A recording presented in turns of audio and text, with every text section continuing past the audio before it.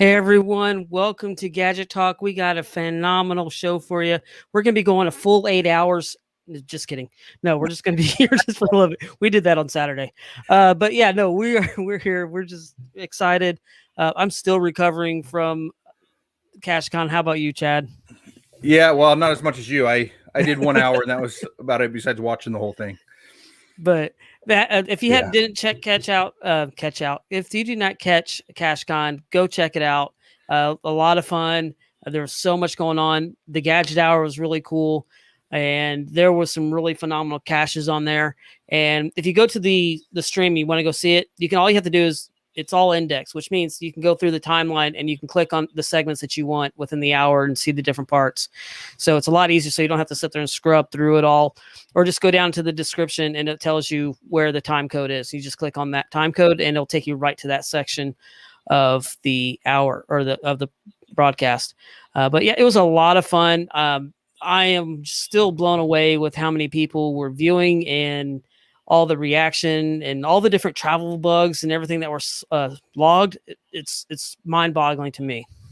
Yeah, I have 2 travel bugs that were logged. I think about just over 1,000 times. See, and that's crazy. I'm glad I didn't put one of mine out. Yeah, I would have turned the email notifications off. When I woke up Saturday morning or Sunday morning, I had all these emails, and I was like, how do I go through all these? And I finally just marked them all as read and move on. I got to go back and delete them all. But it was fun. It was a lot of fun. But I think let's go ahead and do the sponsors. We'll go ahead and do the sponsors, and we'll get more into this. So here are our sponsors. If you would like to become a patron, click on the Become a Patron link on the front page of the Geocache Talk website, or head over to patreon.com/Geocache Talk for more details. Patrons get the now famous blackout coins and other geocaching items during the year. Support levels start as low as the Bison Tube level, which is only $3 a month.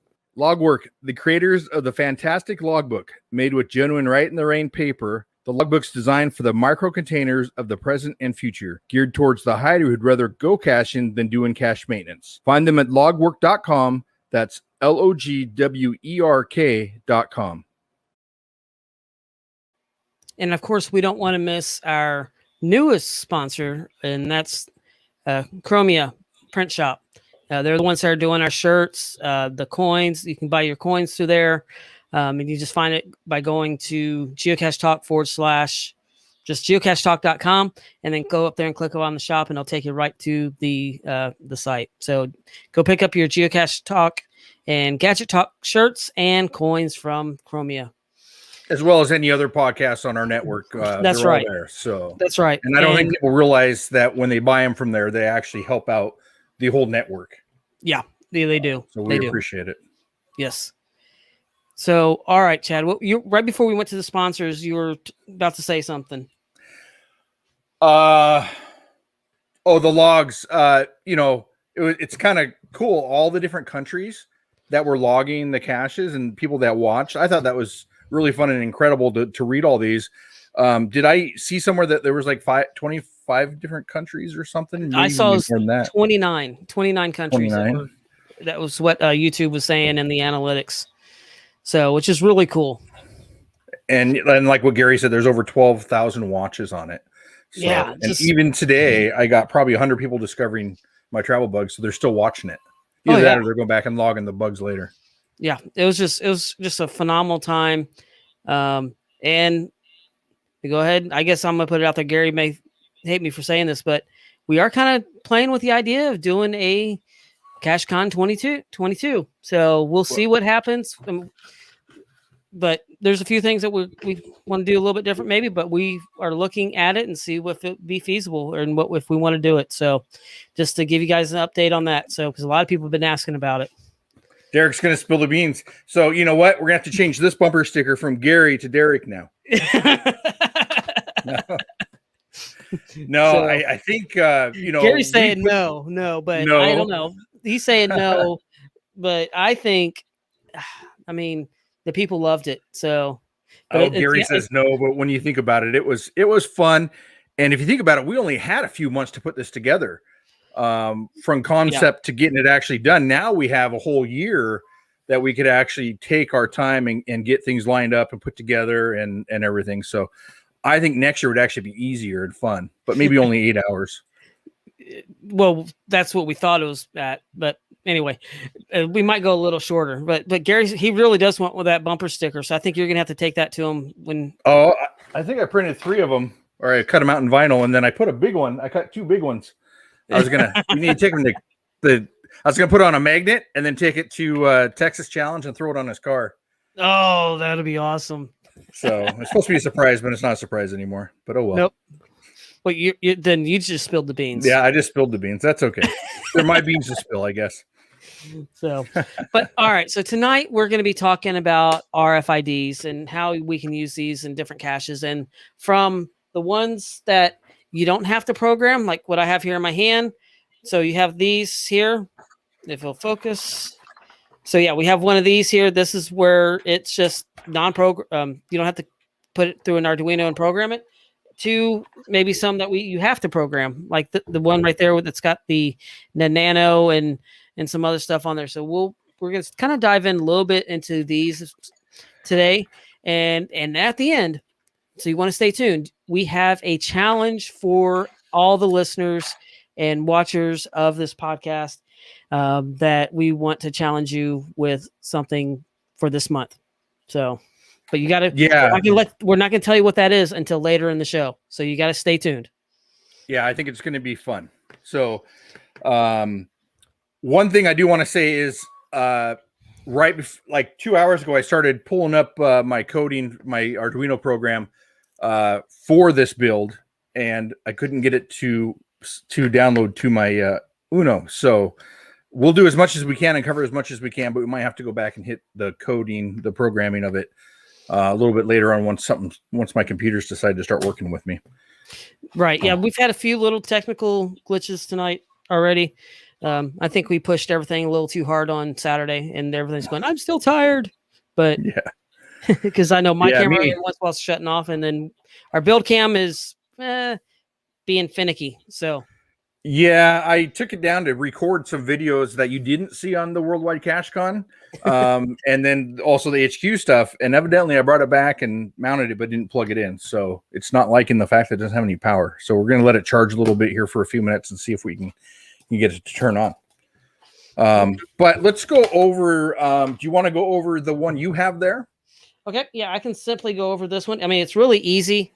Of course, I don't have a build cam with me, but this one is, we've talked about this one a little bit before, but this is just a real simple RFID card reader.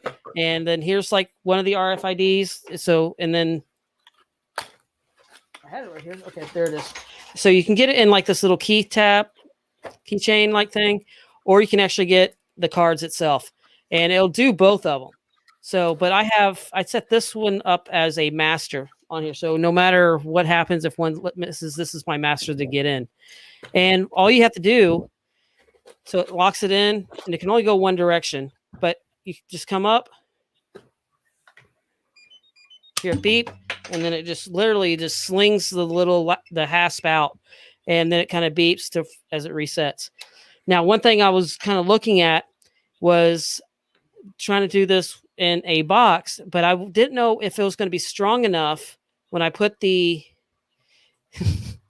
yeah. Don't you have like 4 cameras running right now? No, I took them all down. I've got to shoot later in a few days, and I went ahead and broke everything down. So yeah, so but one of the things I was testing with it today is I didn't know if it would actually, because I build a lot of birdhouses, and I didn't know if this would actually go through a birdhouse or not. So by testing it, I think I have to put the hasp back in if I can find it. So I'll put the hasp back in, and then I can see if I can. And I just shot my screen. Anyways, yeah, so it'll actually go through the actual wood itself. So that I was really happy to see that it'll go through this. So if you want to build a birdhouse with an RFID card reader that you can just pick up off Amazon, it will work. So that was that one. And I really like the sound actually that makes when it's opening. I think that's a really cool added, sound to the cache. But I like how the hasp gets popped open. When the doors just open on their own, I think that's just a really cool aspect of the cache that you make. Yeah. So now let's see who mentioned that about the white key cards, cutting them down. So the RFID card, this is actually for the Arduino, and it's a different type of card than what's in these. I'm sorry, I don't have it open. I don't know if you can cut them down. Some of them actually have a wire running, or sorry, I'll get on the screen here. They actually have the reader running on them, and some don't. Some have a little tiny spot where it is. I'm not sure which one it is on these. You'd have to check. Maybe put it through a high-powered lighter on it to see where it is. But I do know for the Arduino-based ones, you can get just a tiny little sticker that you can put on anything that will read the RFID. The Arduino ones will actually read it. So you don't have to use the card or the keychain one as well either. So that's up to you, but you can check in either one of those. Yeah, and DJW House is saying the same thing. So be careful Wire about loop, holes and everything like that as well. So yeah, exactly. And I don't have a powerful enough light right there. So then, and also, so on these readers, like you were just showing, there are two different styles. What I found is the original one I bought, I think, is the one you have, which is this one here. Yes. Right. And it has the hasp fits inside here, and then it reads on the back side here, right? So it would have to mount to the top of something or to the front of a door. Is that right? Or to a back wall, depending on where you have the hasp mounted to work. Now, if you go with the other ones here, they actually have a different option, which unfortunately, when I buy these, I order whatever, all the different styles, especially on Amazon, because it's free return. So I don't like it. I could just send it back. Exactly. Easy enough. So I like this style here because you actually have a different type of hasp that actually sucks it in, but you can actually mount it either here on the side or on the top. So it actually gives you two different options for mounting this. And I like that a little better. And you could also, I think you could mount it. I don't know if you could mount it sideways or not, but you'd have to mess with that and see. But anyways, I like that a little bit better. It just depends on your application for it. Right. And to answer the question, yes, I am putting the notes together as we're talking. So by the end of the episode tonight, I'll have the links and everything. And I may drop some of the links into the chat as we're going along as well. So, but yeah, so just to let you know about those, because that was the question that was being asked. Oh, nice. So those are those two type of Amazon RFID readers that are fairly, I mean, you buy them and you mount them and they're ready to go. You just follow the instructions. Actually, YouTube, they have an instruction on YouTube as well. If you want to go on there and follow how to program them, you can make a master card reader and then some slave cards that you can use to add or delete with the master. But just read the instructions. Now, if we want to go to the Arduino-based ones, you have a few other options for them. And what I like about the Arduino-based ones is on the Amazon ones here that we have, you can just, you pretty much, that's where you use it, right? You just scan it and it pops open. When you go to Arduino-based, you can change the way that they work. So I have an example here of one that I can show you that is actually a game, and you got to scan 6 cards in the correct order. And I'm sure everybody has seen this one. In order to get the cache to open, or like this one's on a travel bug that I like to send out here. So, and Derek, you've seen this because you have one of these as well. Which one's that? The card scanning one here. Let's see if my camera will kick on. Yep. And I just dropped. Hey, there we go. Okay, so this is it. This is one that I take to events for a travel bug. So you have to finish the puzzle to discover this box. So I have 8 cards. You got to get 6 in the correct order to get the travel bug. But you can also add it you can add a lock to it, a servo, anything like that to open up a cache. So all you do is I made a little slot here that you actually drop it in, and it scans. I probably have it in the right order, and then it turns green if it's correct, and it should turn red if it's not, like that.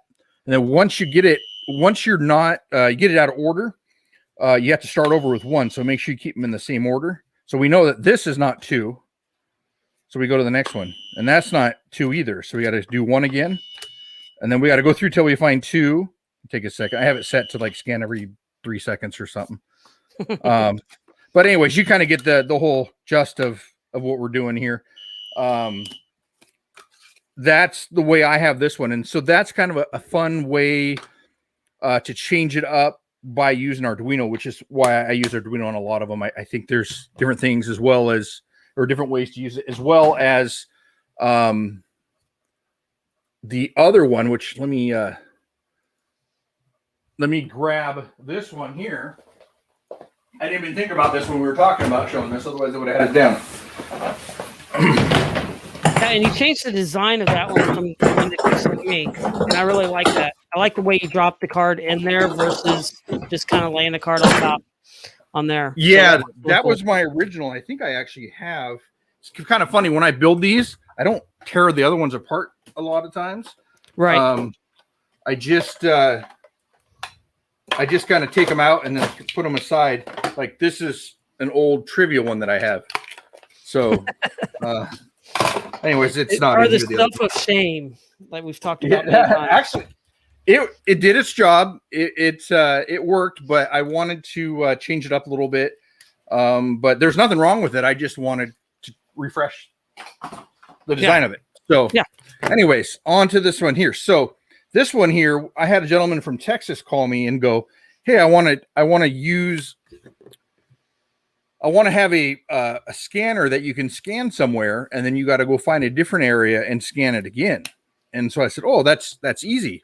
All I did was I took this box here, the code for this box. Shouldn't tell people this because everybody thinks that what I did here was so cool, and it's really simple. The design I have here for this box is the exact same thing as I have in this. It's just you take the Arduino to the cards instead of the cards to the Arduino. Okay. So it's really simple, and I can actually open it up for you in a minute. So open it up, and it says scan cards. So this one here, we do an event over in Tri-Cities. It's by Hanford, and we were hoping to put one at Hanford there at the nuclear reservation. And so that's why this is made like this. And I will say I gave Dave Wagner, he actually ended up, I had the whole thing set up to take the card, the scanner to the card to scan it. But then it was like, oh, I wonder if we can make a timer between the cards so it has to count down. So I said, well, I'm not smart enough for that. Let me contact Dave and see what he can do. So he said, yeah, we can do that. So he changed it. And then said, Dave goes, what if it made sound? How cool would that be? And I said, oh, yeah, that would be awesome. Yeah. And he goes, and then we can make it speed up as it starts counting, getting closer to timing out. Right. And I was like, well, yeah, if you could do that, that's amazing. So it's kind of fun getting different people involved with these projects because you get everybody's opinion on what can happen or get everybody's ideas and you put them together. And, you know, Dave is an amazing job programming. Yeah, he does. And so he was able to make all that work. And then he made it so you can change how much time you have between the pucks to scan them. So the gentleman who had this in Texas had these pucks. Actually, he used the stickers and put them around a building. He had to go find them. These are pucks that I use that we just placed around. They're not numbered. They're random. And so we end up putting them on vendors' tables at the event. And the kids had to take this. And it's fun watching the kids run around before it times out to scan these. But you got to scan them in the correct order. So they'd run to 1. It wouldn't be right. So they'd have to start over. You have to scan puck 1, start over, find number 2. And then once they found it, they got to find 3 and then start over if they don't. That's really fun. So all you have to do is take your scanner and scan it over the top of it. And that's it. So then it will start. That's number 1. And now it starts ticking. I don't know if you can hear it and it will speed up. Maybe. So it gets faster as it's going. Yep, I hear it. And then it will time out when you've went to that's timed up between the next one. And then now you got to start over again. So this is fun. I love this for events. It's a really simple cache to make. But if you have someone like Dave to help you program it. Yeah. Yeah. Dave's absolutely amazing.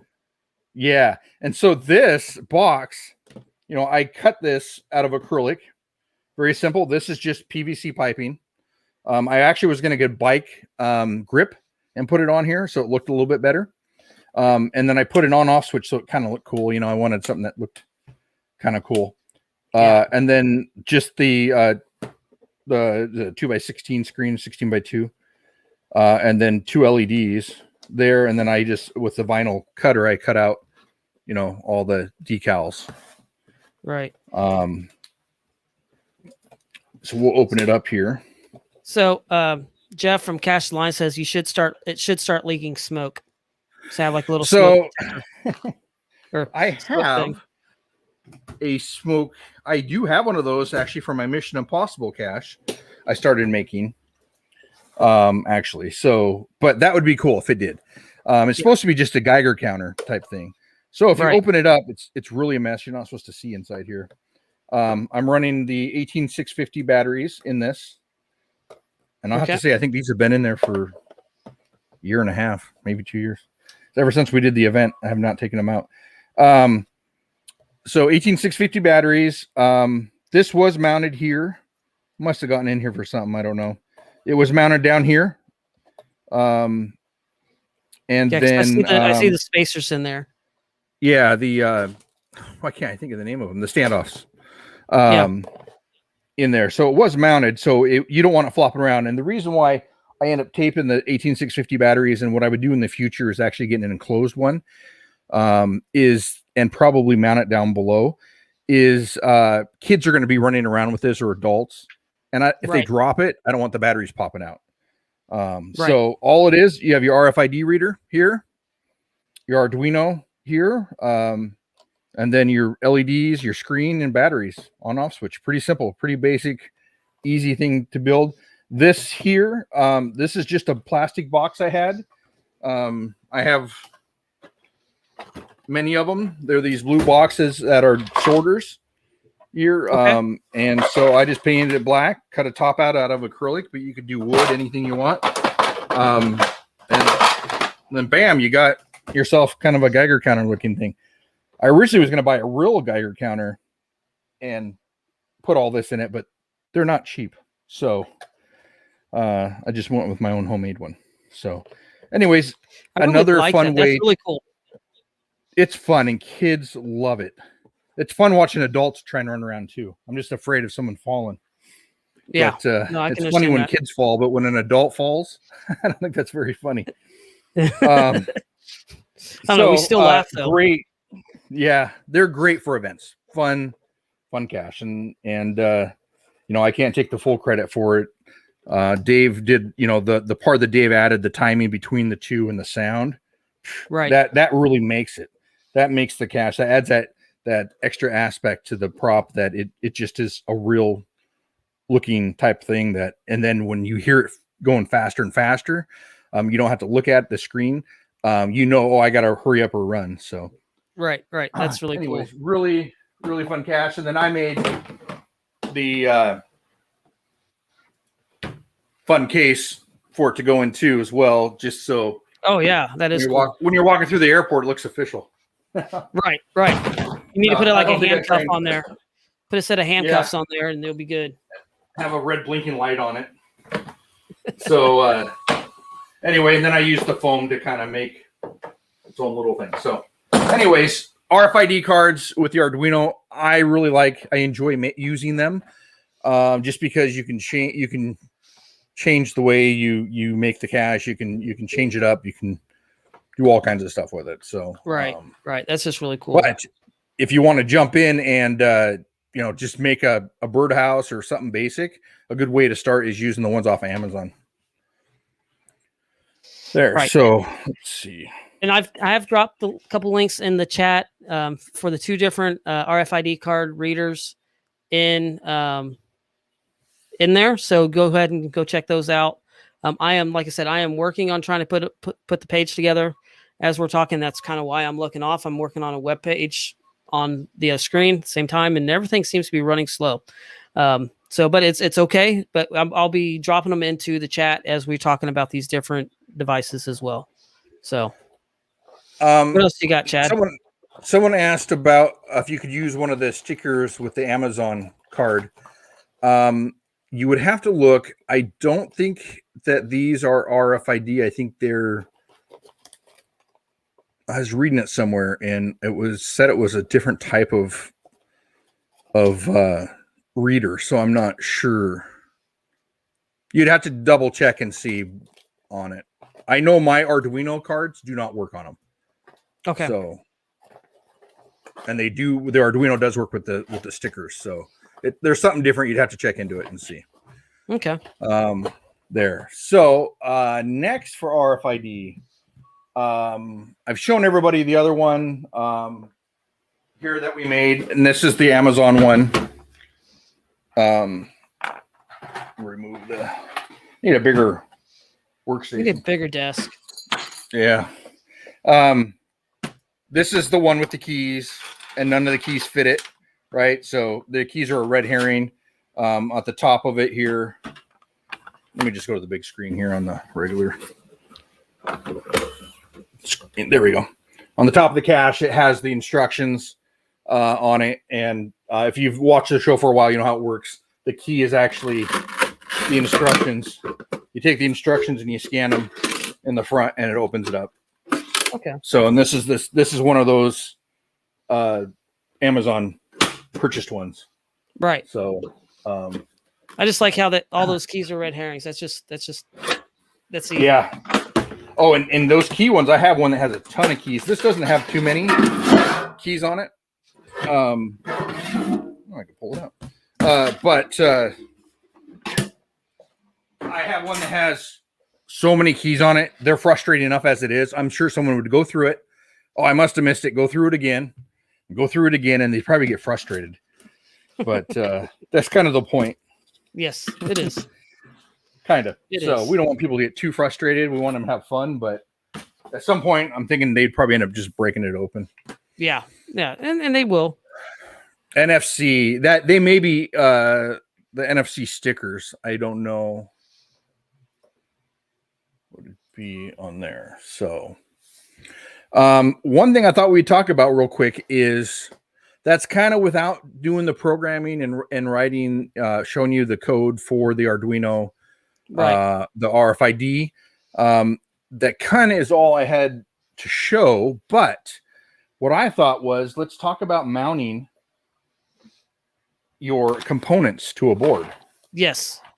Because that's very important when you're starting to do RFID stuff or any components. So let me grab a board here.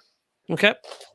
And as you guys are kind of looking at this, kind of think about what different ways that you may use these RFID cards. So just kind of be thinking about that, and just thank you for everybody just kind of joining us in the chat. We really great seeing everybody here. So yeah, like I said, I'm still recovering from CacheCon. It's been a crazy week. But yeah, so this has been a lot of fun. I really like this RFID card reader idea, and I've been kind of playing with a couple of ideas myself. In fact, I was going to be trying building one today, and I was having some issues finding some of the boxes that I was looking for. Come to find out, a tornado wiped out the plant, and I can't find those boxes right now. But so, so working on trying to get another substitute for that.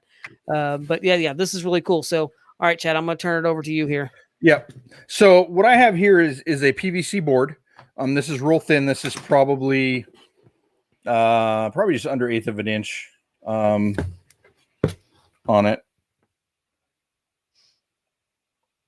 It's 1/8 of an inch. So anyways, it's not like that matters. You can get it in different sizes. What I like about it, it's waterproof. And it's the 1/8 of an inch stuff is thin enough that your standoffs can screw through it. So this is what I end up using. You can use wood. You can use whatever you want. You can 3D print some. I actually have some 3D printed up areas or component boards that I made as well. But this is a really easy way to mount your components when you're just starting out. So get the size you want for your cache. Let's say, I don't know what size we're going to do, but this stuff here, you just score it and break it, the thinner stuff. So you just get the size you want, measure it out. You can score it and then bust it. There you go. So that is our board that we're going to mount it to. And this fits perfectly. You saw me measure it, right, to fit inside the cache. Yes. So then what we're going to do is take a pen or pencil, and let me grab a couple components here. Okay. Too much stuff. Yeah, I mean, it's just really crazy that, I mean, Chad's done a tour of his of his build area, and he's all these different counters and all this other stuff is really all these different components everywhere. I wish I had that every time I needed something, because I'm running to a hardware store. I'm going through Amazon, whatever I need to do, trying to find parts all the time. So yeah, just probably like the rest of the world. Yeah, it's fun. It's nice having all the parts available when you need them. But you know, there's an expense to it at first when you start up. But yes, it's nice to have that.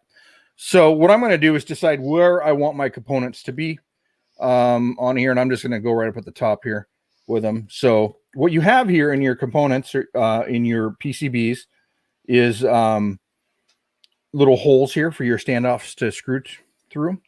Right. And so what we're going to do is mark those, and I'm going to use actually a pencil with a long piece of lead sticking out. This is a really thick lead pencil, and I'm just going to mark it. Normally I'd probably put a line on it, even though no one would ever see it. It would probably drive me nuts if stuff's crooked. But anyway, so we have our marks, and then we're just going to drill the hole. So our standoffs, you can get them in all different sizes, and you can get them in plastic, you can get them in brass, right, all kinds of stuff. So I have 2 different sizes here. We're going to go with this one here, which I already have the drill bit for and drill set up. Oop, hang on, I lost my earpiece. Okay, and then we're just going to drill out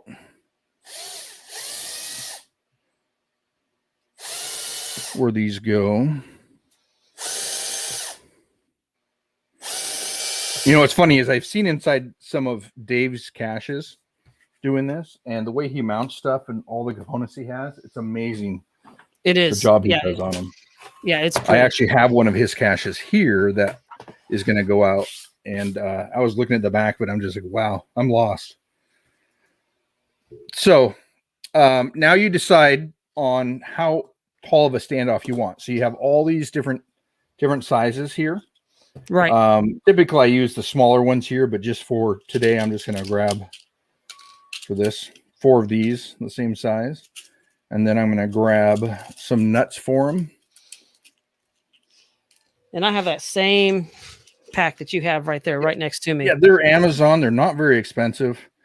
The plastic ones aren't. And I'll find those, and I'll put those in there as well. And then I'm going to grab 4 screws. So we're just going to put your standoff through here. And the point of this is to keep your board from touching anything else, any components down below, and then it keeps it secure too, so they don't fall apart or fall off of whatever the cache is on, or right, whatever you're building. So we're just going to screw these on. And there's a couple different things you can do on these. If you end up using a prototype board on the top of one of these, there's another way to do this as well, which I'll show you. Okay. And for audio listeners, he's put the standoffs on this PCB board, or not PCB, on this PVC board, so we can put the mount, the actual Arduino on there. Yes, if I can. There, I usually do it this way. No, it's whenever you're in a hurry or on camera that. Oh yeah, it's exactly what happens. At least for me, that's my experience. No. I was working on a build today, and it should not have taken me as long as it did. And I was finishing it up right within about an hour of us going live tonight. So, and that's for this week's video. So check that out. It's going to be a lot of fun. It's actually based off of ones that you've done that we kind of talked about on here on the show one time. So, oh, nice. It'll be fun to see your variation of it. Yeah. So and that's what I love about all these different builds that we do. There are so many different variations of these builds. Okay. So, we have our standoffs in. They line up with the board. And so then you just take your screws here and find my screwdriver. The only thing I don't like about it is that they're not metal. So it does make them a tiny bit more difficult to get them screwed in. Okay. They're not magnetic, but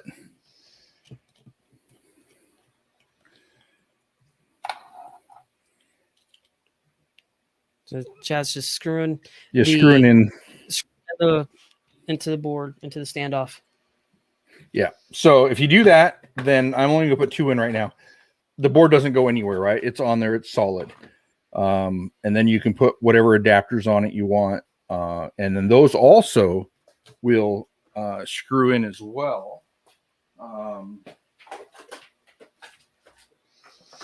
had one earlier. I'll show you a different one. So if I want to put a prototype board on here, on top of this, right, we don't want to put these screw heads in here because we actually need to go up further.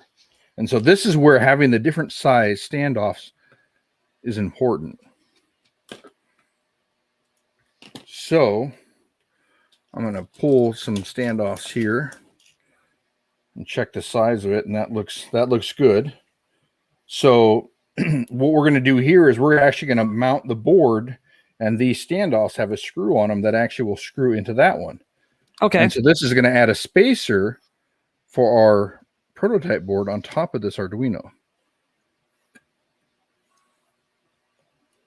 So Dave Wagner's asking, do you use metric drills for those, or just close regular drill sizes? Close regular drill sizes. My drilling's not that accurate, so having that little bit of space to move it around, that little bit of give, I don't have any issues with. I do have on my list though to get some metric drill sizes. The only one I have is the 5mm, but that's for LEDs. Okay. Does Dave carry the metric sizes? That's pretty cool. Dave, do you heard the question? Do you do those metric sizes? So we'll throw these standoffs on. One thing I have found on these is that on the Uno, this one here is so tight that it's harder to thread it in. You can get it in there, but it takes a little bit more time to actually get this threaded in because it hits that. Okay.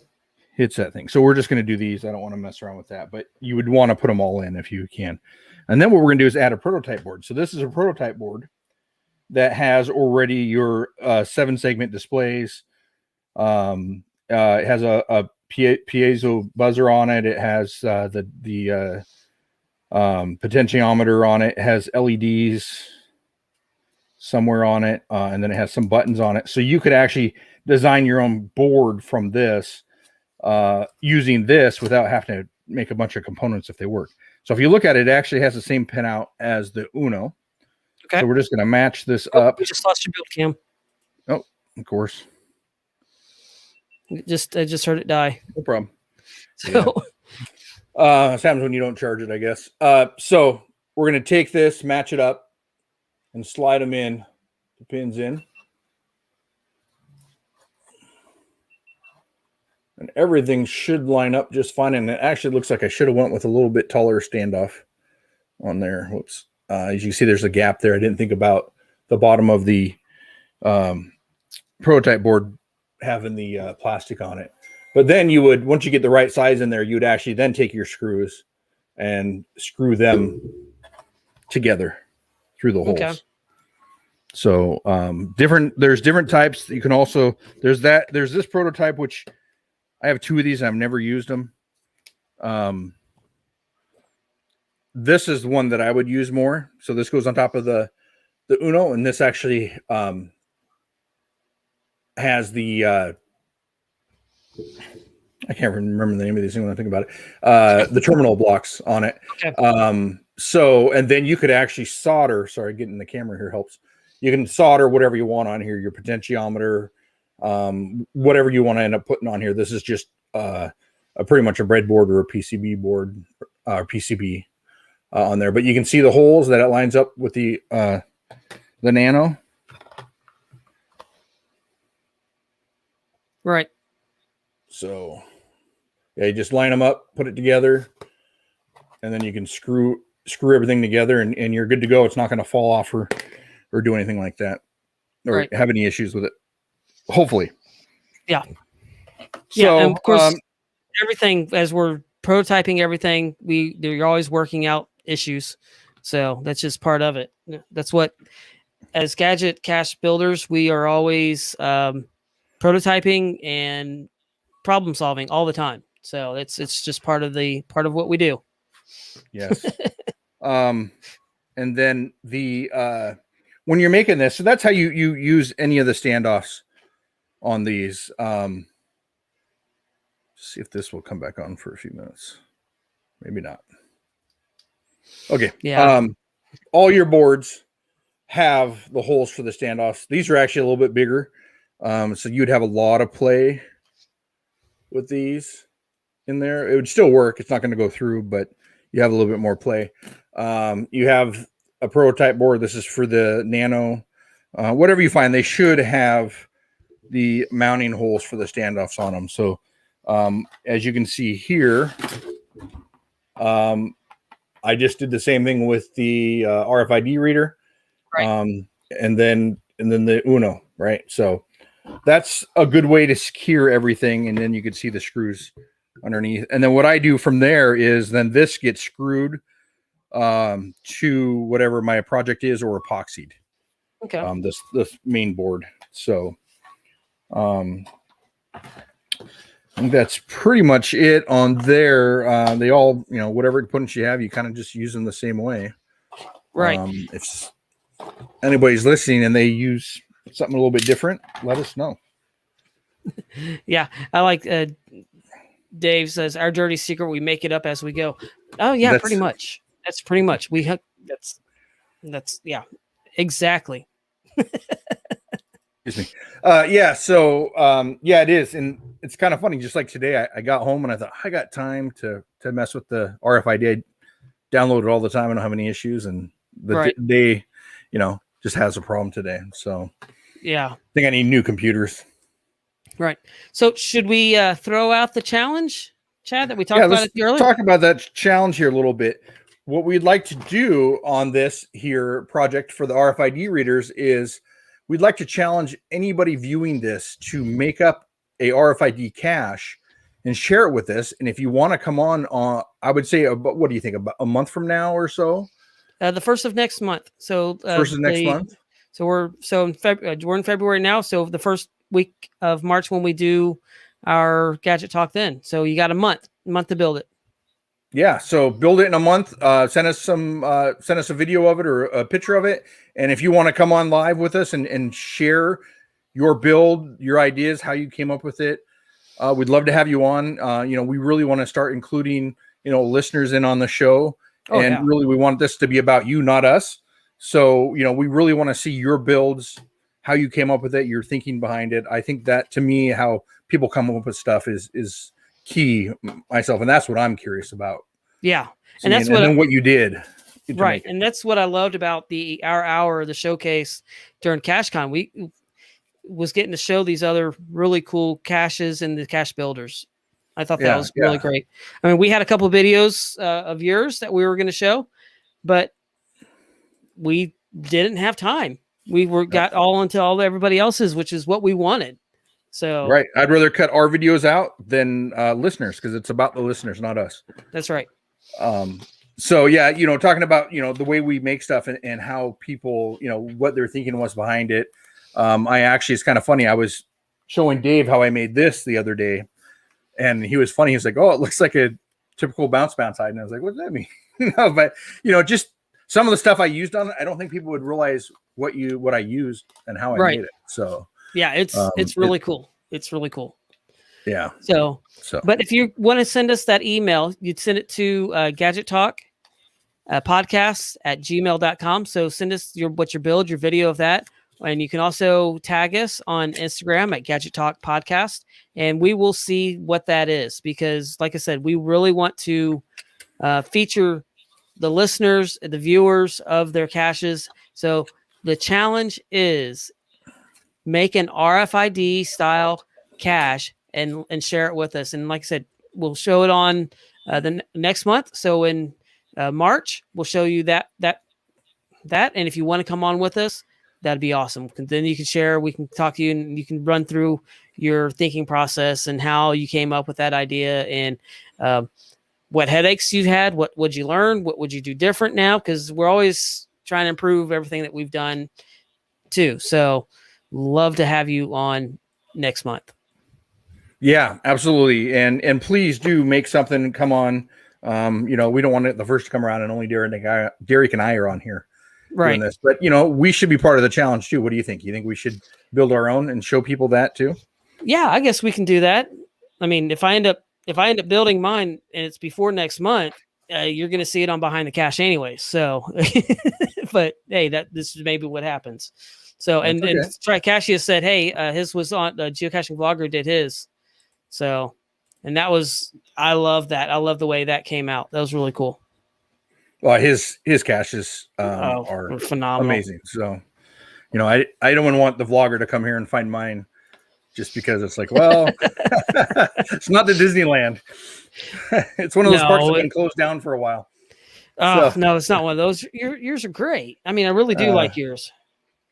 Yeah, I need to put more out. I haven't had a ton of time. So, but anyway. Well, and that's the thing about mine. I mean, I may be building caches all the time. And if you go on my profile, you see that I only have a few out. It's because I want to make sure that they're maintained. And if they do break down, I have something that I can replace with it, because I don't want to not be able to maintain what I have out there. In fact, I'm in the process of archiving a couple that some people, they were going to be watched for me in South Carolina, and I'm not liking the way what's happening in weather and all that. So I'm going to end up archiving those out in South Carolina. So, but that's really my philosophy. Don't put out what you're not going to maintain. So, yeah. And that's one thing, saying that is I actually have several of my highest favorited ones that I'm actually getting ready to archive right now. And, one thing that I'd like to do, and, I think this would be good for the whole geocaching community to do is to bring someone else's cache or idea or partner up with them. Right. And do a cache together and then be co-owners of the cache and then kind of get your name out there. And that's what I'm doing with one of them with Dave. Is he sent me one of his old caches he wasn't able to have out anymore or maintain, but it's an amazing cache. That's really cool. I like we're going to stick it out. He did the electronics on it. I'll do the container, and it's going to be an amazing cache. Yeah. So, all right. So once again, don't forget to send us the pictures. Is there anything else we want to go over tonight, Chad, before we? No, but I don't know if I ever showed you this cool mug. Our shirt, the back of our shirt. That says, yep. What part of this you don't understand? These cool tumblers that actually have the whole thing on them. And it's amazing. These are stainless steel, and evidently they stay warm. You can kind of see where I rinsed it out from the other day, from Saturday. But these are cool. So look on our site here soon, or on the Chroma print soon, to look at one of these. If you feel like these mugs, they keep everything warm and cold.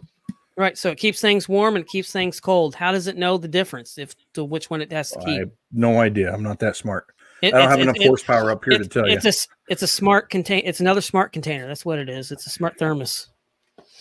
Yeah. So awesome. I don't know if anybody has anything else. Anything in the chat? No, everybody's sorry about the code. It kind of makes for a shorter show. For us. But that's all right. We had a really long show on Saturday. And like I said, if you want to go check out CacheCon. Once again, go check it out. And you can just scrub through the different hours. If you want to see the gadget stuff, there you can go to the Gadget Talk hour. If you want to see about the trackables, or you just want to sit back and enjoy the music, Gary put out another video this last week of just the music and kind of the funny bits from there. So it was just a really great time. Yeah, Cash the Line says 1 hour is a short show. So, yeah. Unfortunately, they have to happen once in a while. Also, if anybody's going to Texas Challenge, it sounds like almost the whole network will be there. We're trying to get everybody there, except for Canadians. I don't think they were allowed across the border yet, but we're trying to get everybody there for that. So, if you're going to go, stop by and say hi to us if you see us around there. Oh, yeah. So, yeah, sorry, Jeff from Cash the Line. Yeah, it'd be cool. I'm looking at making it there. I'm trying to really do looking at schedules and everything that I have going on, and I really want to get down there for it. But all right, everyone, glad you came with us tonight. Send us your videos of your RFID card readers challenge, and we will catch you at the end of the month for I guess we're going to do a build this at the end of the month, Chad. We will do a build. I have a couple different ones in mind that won't be Arduino based. Okay. But will be. I've gotten several questions on how I built a certain cache, so I will go over that. All right. Sounds good. All right, everyone. Good night. All right.